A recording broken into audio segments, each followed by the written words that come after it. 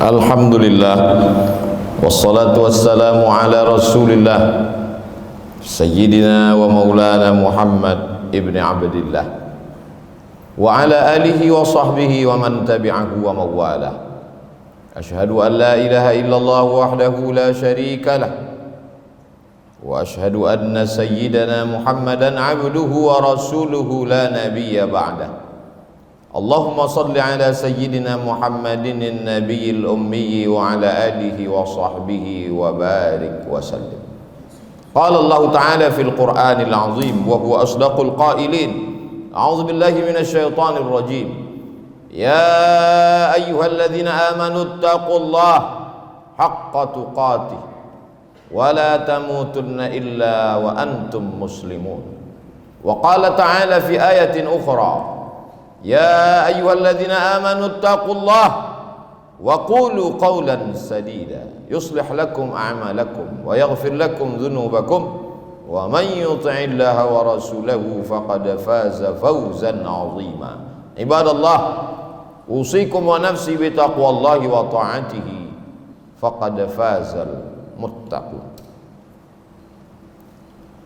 Jamaah Jumat yang dimuliakan Allah Subhanahu wa taala, ada makna-makna yang tidak bisa diwakili oleh kata, karena kata terlalu miskin untuk mewakili makna. Maka perlu diungkapkan dalam bentuk perumpamaan dan permisalan. Seorang laki-laki yang dikecewakan oleh seorang perempuan, budi baik, berbagai macam hadiah, emas, intan, permata yang diberikan tak lagi bermakna, maka kata-kata tak dapat mewakili perasaannya. Dia akan mengungkapkan dengan perumpamaan, cintamu bagaikan air yang jatuh ke daun keladi, jatuh tertumpah namun tak berbekas. Begitulah perumpamaan, begitulah contoh. Sehingga dengan perumpamaan yang singkat mengandung makna yang padat, berbekas di dalam hati. Maka Allah Subhanahu wa ta'ala dalam Al-Quran banyak sekali mengungkapkan permisalan, contoh perumpamaan. Ketika Allah bercerita tentang rumah, inna awhanal buyuti la baitul ankabut, rumah yang sangat lemah, rumah yang sangat rapuh dan mudah tumbang adalah rumah sarang laba-laba.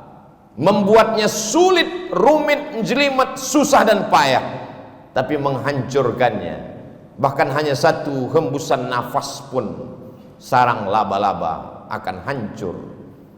Maka jangan sampai kita membangun amal-amal kita ini seperti bangunan sarang laba-laba, membuatnya lama dengan segala kesulitan dan kesusahan serta kerumitan, tapi hanya satu pukulan tangan, bahkan hembusan nafas, dia hilang, tak bersisa sama sekali. Bagaimana dengan iman? Terlalu panjang kalimat bercerita tentang iman, maka Allah berikan perumpamaan. Kasyajaratin thayyibatin, pokok kayu yang kokoh dan kuat, akarnya tunggal menghunjam ke tanah, wa far'uha fis sama', pucuknya sampai ke langit. Begitulah perumpamaan iman. Sekali la ilaha illallah, maka sampai mati tetap la ilaha illallah. Saat senang la ilaha illallah, saat susah pun tetap la ilaha illallah. Seperti pokok kayu, angin puting beliung datang, dia tidak akan tumbang. Kalaupun patah, maka akarnya tidak akan tercabut. Begitulah Allah Subhanahu wa ta'ala membuat perumpamaan dalam Al-Quran tentang orang yang bersedekah. Kalau dia bertanya, wahai tuan guru, wahai kiai, wahai ustadz, wahai alim, wahai ulama, wahai para habaib, kalau aku berinfak, berwakaf, bersedekah, apakah pahalanya banyak? Banyak. Bagaimana banyaknya? Maka perlu perumpamaan. Bagaimana Allah memberikan perumpamaan orang yang bersedekah? Mathalul ladzina yunfiquna amwalahum fi sabilillah, perumpamaan orang yang bersedekah, menginfakkan hartanya di jalan Allah. Kamathali habbah, satu biji, ambatat sab'a sanabil, tumbuh 7 bulir 7 cabang. Wa fi kulli sumbulatin mi'atu habbah, dalam satu bulir ada 100. 1 jadi 7, dalam satu bulir ada 100 menjadi 700. Terbayang dalam pikiran benak kita, oh ternyata begitu kelipatan yang luar biasa. Apakah hanya sampai 7 sampai 700 saja? Tidak. Wallahu yudha'ifu liman yasha. Allah kuasa untuk melipat gandakan lebih banyak daripada itu. Begitulah mudahnya Allah dengan kata-kata yang singkat, dengan penuh perumpamaan, masuk ke akal pikiran kita. Tidak perlu memberikan contoh yang panjang lebar dengan kalimat yang mubazir. Perumpamaan membuat kita paham tentang sesuatu. Ada seorang laki-laki namanya Bal'am, ilmunya hebat, otaknya cerdas, tapi dia gunakan ilmunya itu untuk mengejar dunia. Lalu bagaimana perumpamaannya dalam Al-Quran? Walau syi'na la rafa'nahu biha, kalau kami mau, kami bisa angkat derajatnya tinggi. Walakinnahu akhlada ilal ardi, tapi dia lebih memilih tanah hitam rendah. Dia tidak mau naik ke atas walaupun ilmunya sudah hebat. Dia tidak mau naik ke atas. Walakinnahu ahlada ilal ardi wattaba'a hawa, dia memperturutkan hawa nafsunya, nafsu makannya, nafsu minumnya, nafsu seksual biologisnya. Maka orang seperti ini seperti apa perumpamaannya dalam Al-Quran? Famasaluhu kamasalil kalb, dia seperti seekor anjing. Famasaluhu kamatsalil kalb, dia seperti seekor anjing. In tahmil alaihi yalhath atau tatrukhu yalhath, andai kau lempar dia dengan kayu dan batu, dia tetap menjulurkan lidahnya. Andai kau lempar dia dengan apapun, dia tetap juga menjulurkan lidahnya. Perumpamaan orang yang kotor, orang yang rendah, orang yang hina, orang yang tidak bermartabat. Hewan yang dipilih Allah bukan babi, tapi yang dipilih adalah anjing. Kenapa? Rahasia Allah subhanahu wa ta'ala. Maka dia disebut dengan hewan najis mughalladhah. Kita tidak boleh makan kucing karena kucing haram. Tapi kalau ada kucing yang menjilat air minum, maka air minum itu tidak berubah menjadi najis. Andai ada seekor kucing menjilat kaki kita, maka kita tidak perlu menyiramnya dengan air sampai 7 kali. Tapi anjing, apa kata Nabi SAW? Idza walagal kalbu, kalau ada seekor anjing walagha, menjulurkan lidahnya, fi ina'i ahadikum, di dalam bejana tempat air minum kamu, fa ahriquhu, tumpahkan, buang semuanya. Setelah airnya tumpah, bejana tempat air minum, baskom, ember mesti dicuci 7 kali, dan salah satu dari air itu mesti dicampur dengan air tanah. Orang-orang yang tidak mengerti ajaran Islam mengatakan agama Islam agama primitif, agama ketinggalan zaman. Sudah ada sampo dan deterjen, sabun, kenapa masih pakai tanah? Kenapa mesti dibasuh, dicuci dengan air yang bercampur tanah? Tidak cukupkah berbagai macam alat modern? Ternyata ada yang tidak tertangkap oleh akal manusia. Ada bakteri di dalam tanah yang tidak mati oleh 100 derajat Celcius air panas mendidih. Ada bakteri di dalam tanah yang tidak akan mati oleh deterjen dan sabun. Lalu bagaimana membunuh bakteri, kuman, virus yang ada pada tubuh air liur anjing?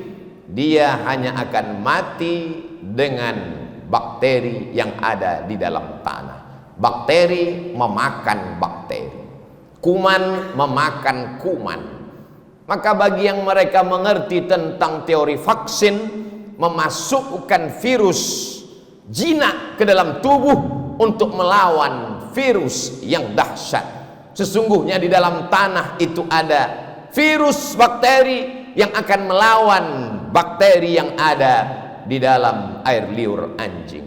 Itu hanya dapat dipahami oleh manusia yang takut kepada Allah Subhanahu wa ta'ala. Tapi ada kalanya Allah Subhanahu wa ta'ala menyebut anjing dalam satu ayat surat Al-Kahfi yang dibaca pada hari Jumat, siang Jumat, petang Jumat. Yang sudah membaca surat Al-Kahfi hari ini alhamdulillah. Yang belum membaca selesai sholat Jumat segera dibaca sampai nanti petang asar, ba'da asar hari Jumat, waktu mustajab berkabulnya doa. Jangan sampai tenggelam matahari Jumat kita belum membaca surat Al-Kahfi. Dalam surat Al-Kahfi ayat 22 berulang kali Allah menyebut makhluk ini.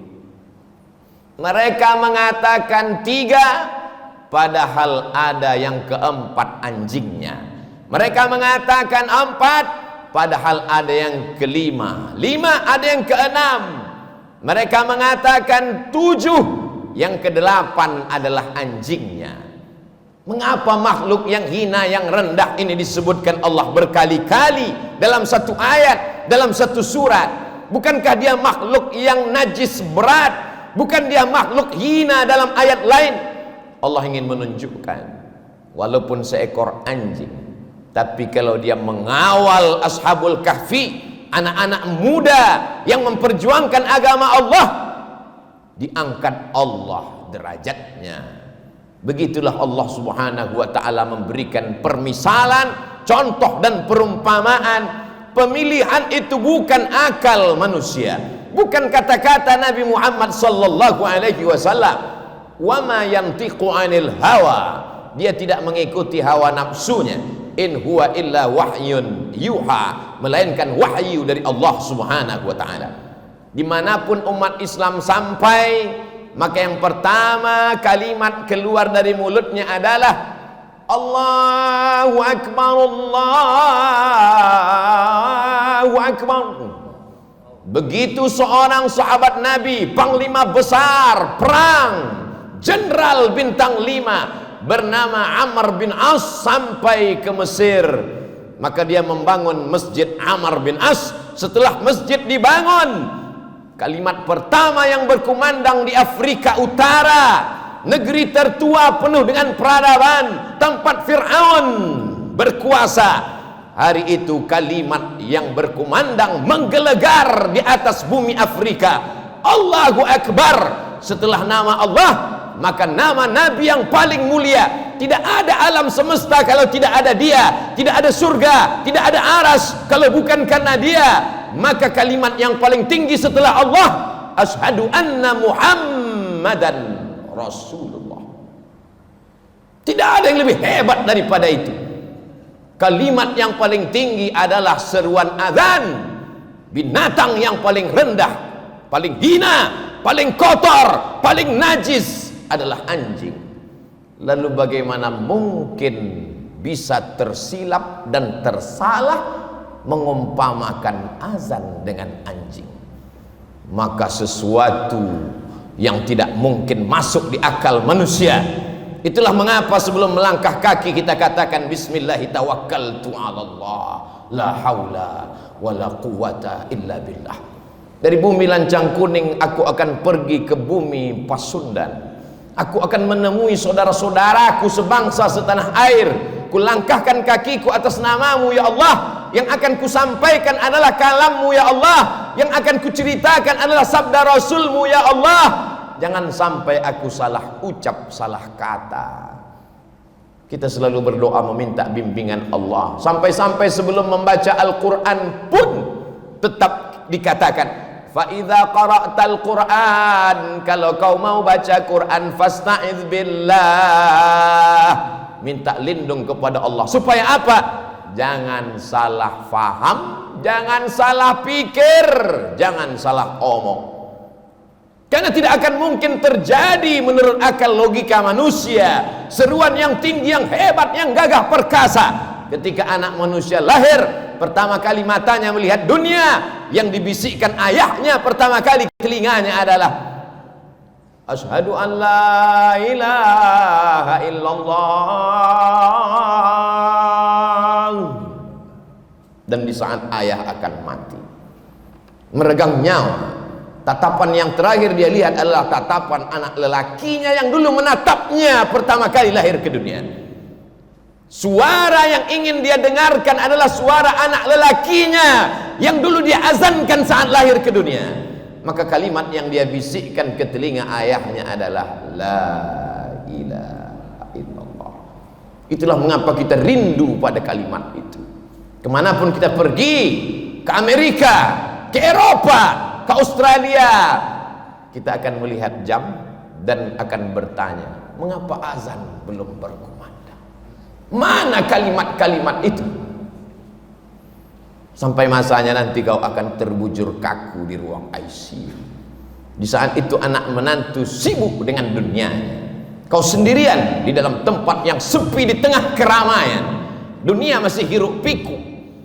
Tapi saat itu sayup-sayup suara azan berkumandang dari menara masjid, mencuri-curi masuk ke tepi jendela yang tertutup rapat.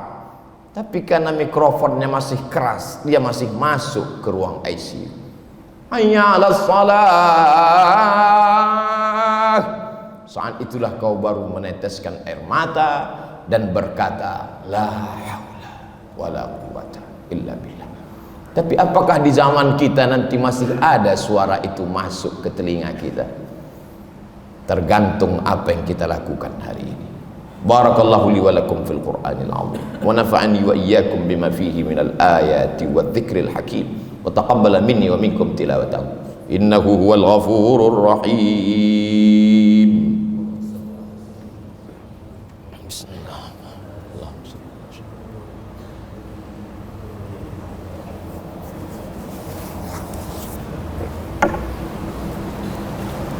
Alhamdulillahilladzi bi ni'matihi tatimmu shalihat wassalatu wassalamu ala sayyidis sadat wa ala alihi wa ashabihi ahlil fadaili wal karamat. Asyhadu an la ilaha illallah wahdahu la syarika lah wa asyhadu anna sayyidana Muhammadan abduhu wa rasuluh wa safiyuhu min khalqihi wa khaliluh addal amanah wa ballaghar risalah wa nasaha lil ummah wa tarakana 'alal mahajjatil bayda lailuha kanahariha la yazighu anha illa halik. Qala Allah Ta'ala fil Qur'anil azim wa huwa asdaqul qailin. A'udzu billahi minasy syaithanir rajim. Bismillahirrahmanirrahim wal 'ashr innal insana lafi khusr illa alladhina amanu wa 'amilus shalihat wa tawasaw bil haqq wa tawasaw bis sabr. Wa qala ta'ala fi ayatin ukhra innallaha wa malaikatahu yusalluna 'alan nabi ya ayyuhalladzina amanu sallu alaihi wa sallimu taslima. Allahumma ighfir lil muslimina wal muslimat wal mu'minina wal mu'minat al ahya'i minhum wal amwat bi rahmatika ya arhamar rahimin. Allahumma a'izzal islam wal muslimin wa khudhulil kafarata wal musyrikin wa dammir a'da'aka a'da'ad din. Allahumma ansurna 'alal qaumil kafirin wansurna 'alal qaumil munafiqin wansurna 'alal qaumil fasiqin. Allahumma ansur ikhwanana al-mujahidin al-mustad'afina fi Falastin wa fi Rohingya wa fi kulli makan min masyariqil ardi ila magharibiha. Allahumma dammir a'da'aka a'da'ad din. Allahumma shattid syamlahum wa farriq jam'ahum waj'al kaidahum fi nuhurihim. Allahumma dafa'anna al-ghala wal waba wal fahsya wal riba wal zina wal munkar was suyuf al mukhtalifata was syada'ida wal mihan ma dhahara minha wa ma batan min baladina hadha khassah wa min buldanil muslimina amma. Ibadallah, usikum wa nafsi bi taqwallahi wa ta'atihi faqad fazal muttaqun. Innallaha ya'muru bil 'adli wal ihsan wa ita'i dzil qurba wa yanha 'anil fahsya'i wal munkari wal baghi ya'udzukum la'allakum tadhakkarun. Fadhkurullahal 'azima yadhkurkum was'aluhu min fadlihi yu'tikum wa la dzikrullahi akbar wallahu ya'lamu ma tasna'un. Aqimis shalah.